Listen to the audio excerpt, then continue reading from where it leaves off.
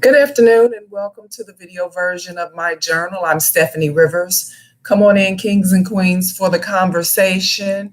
Today we're going to talk about Black police officers and the police union that represents them. So come on in. Welcome to the conversation. Again, if you're new, be sure to give me a thumbs up, or if you've been here before, give me a thumbs up and share this video if it's something you think your family members and friends can use today. Whenever there is questionable deadly force used by police officers in the line of duty, even when there's corroborating video that is irrefutable, as a matter of fact, there's always somebody waiting in the wings to protect the bully, liar, killer cops. Even when there's an internal investigation that shows that there should be some type of punishment or even a termination of these bully, liar, killer cops, again, there's someone there to protect them and someone there to act as their big brother. And that big brother oftentimes is the police union, the local police union. So let's make the term bully, liar, killer cops. Excuse me. Let's make bully, liar, killer cops the latest viral hashtag. I'm going to put that out there for you. And this isn't just me saying this about police unions. This is also something that is being reported on by the Marshall Project website. Now, in case you're not familiar with it, the Marshall Project website is it's like the NPR of police, of the criminal justice system. They, without bias, in my opinion, they go and they collect data and statistics, and they tell you what's going on in the United States. And so one of the things that the Marshall Project has found out is that in the top 15 largest police departments across the United States that have a majority of the law enforcement officers as Black and brown men and women, and they have the citizens who live in that area, in the metropolitan areas, are Black people and people of color, those police unions are run by a white man. And so, again, let me say that again. In the top 15 police departments in the United States that have a majority Black and brown police officers, the union is still run by a white man. Now, how does that happen? And then when you look at it, when these bully, liar, killer cops, BLK cops, hashtag BLK cops, when these bully, liar, killer cops brutalize and lie on police reports and kill people in the line of duty, these white police union representatives are ready to go on air, ready to talk about and protect these police officers. So today we're going to talk about what needs to be done about these police unions. In fact, if you look at some of the comments of some of these police bosses, let's go to the Minneapolis police union representative. His name is Bob Kroll. And Bob Kroll said about George Floyd, he said George Floyd is he called him what did he say? He said George Floyd, he called him a violent criminal, and he characterized the people who protested against police brutality after they saw that modern day lynching video of George Floyd's murder. They called, Kroll called the protesters a terrorist movement. And so that is how they characterize people who peacefully protest. Kroll also, in case you didn't know, he was a guest speaker at one of Donald Trump's rallies in 2019. And of course, we know President Trump continues to mischaracterize protesters and approve their disassembling them even when they are peacefully protesting. So the union boss in in Baltimore called Black Lives Matter supporters a lynch mob when they were protesting about getting the officers who were on the job the day that Freddie Gray was arrested and died in custody, and they protested across the country and in Baltimore for their arrest. That union leader called Black Lives Matters protesters a lynch mob. And in St. Louis, let's go to St. Louis, the area where Michael Brown was shot and killed by a police officer, even though he had his hands up. There was a Black man who was campaigning to be the prosecutor in the St. Louis area, and his platform was police reform. Well, when he did that, the police union boss, a white man, characterized him as and said that he was a menace to society. So it seems that even though in the largest jurisdictions, even when the police force is mostly Black and brown, even when the citizens, residents of the area are mostly Black and brown, you still have a white man who is in charge of the police union. Now, everybody, if you have a job that has a police union, we know that unions can be good. In fact, just like at your job, police unions, they negotiate the pay for police officers, the benefits, and the healthcare benefits and the perks of the job. And so police unions can be, as well as any union, can be good for the people that they represent.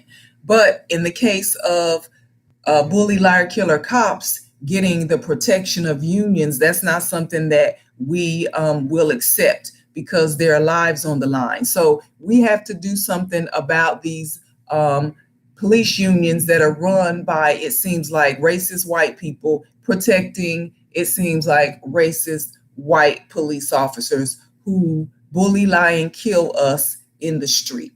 So what can we do? Well, even the individual police unions in each jurisdiction, they seem to be under the umbrella of the Fraternal Order of Police, which is the national police union.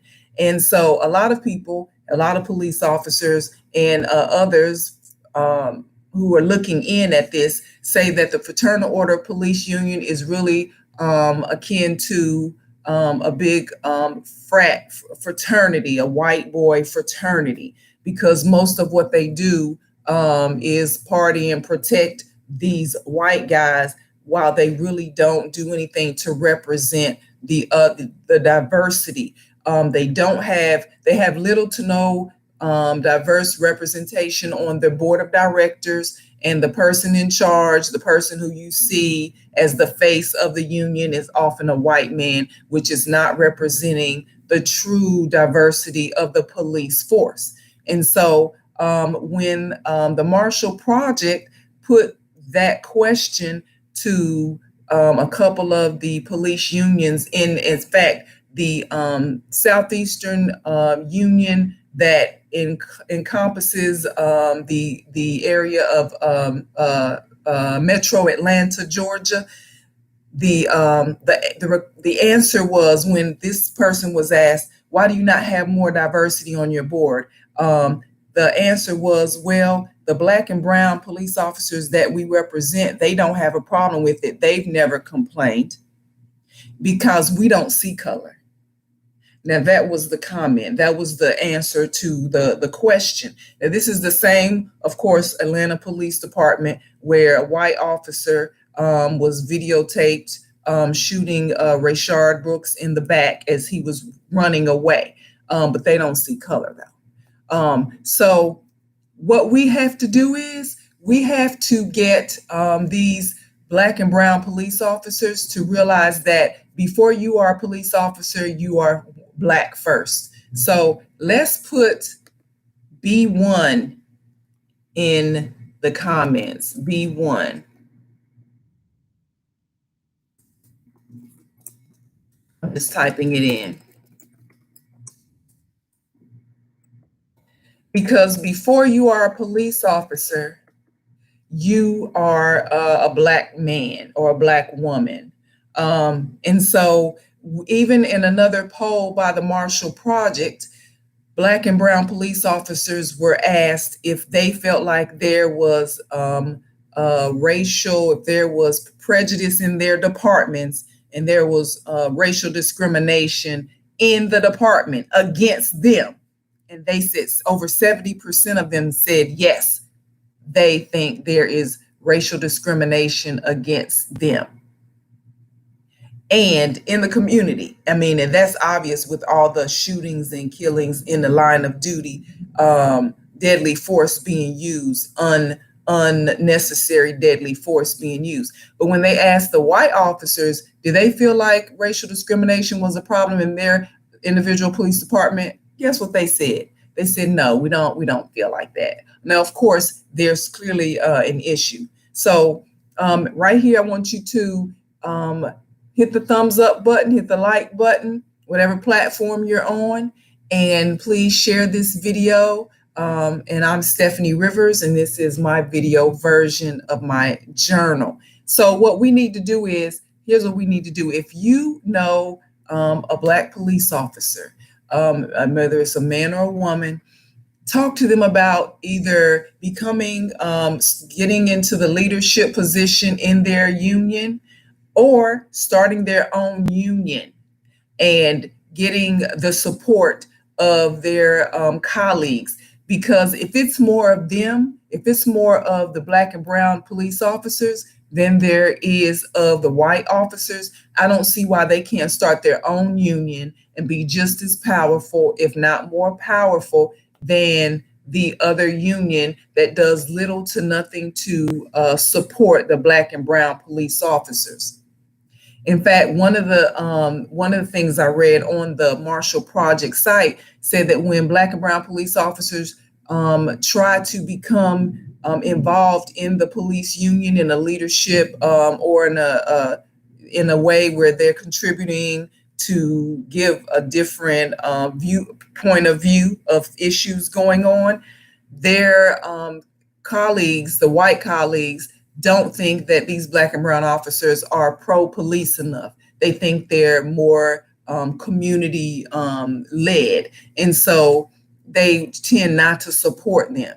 So why would you support somebody and with your vote and with your dues, monthly dues? Because a lot of these unions, when you become an employee of that organization, it's mandatory.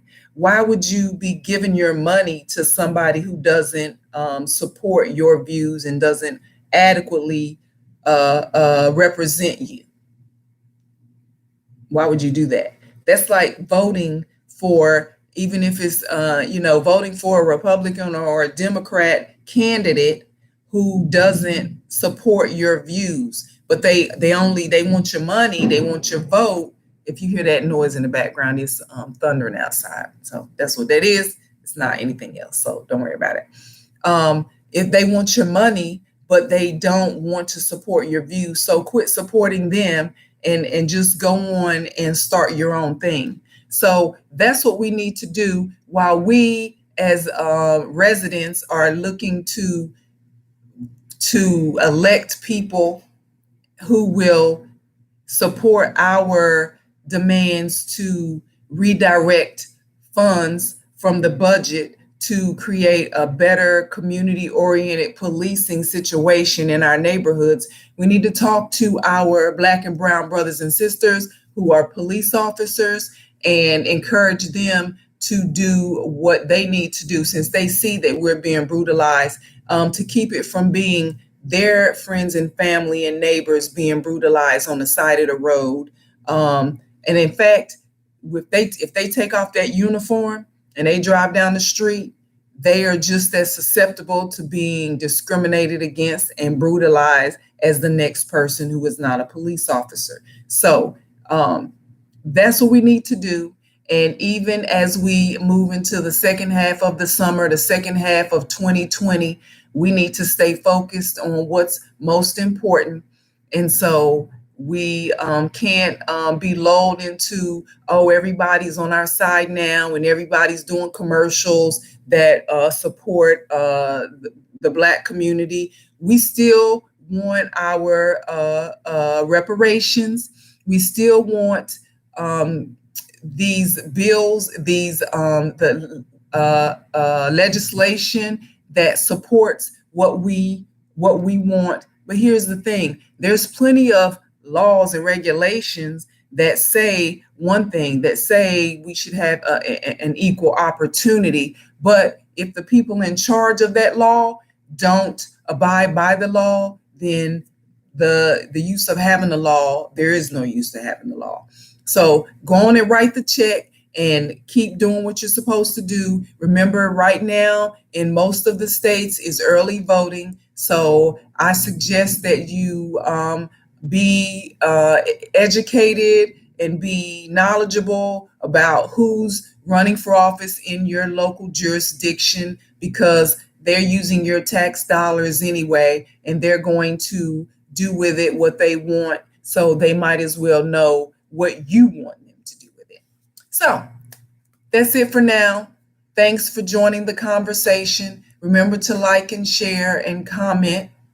And for the written version of my journal, you can go to EUR Web. That's Electronic Urban Radio Web. So EURweb.com. Thank you and have a super day.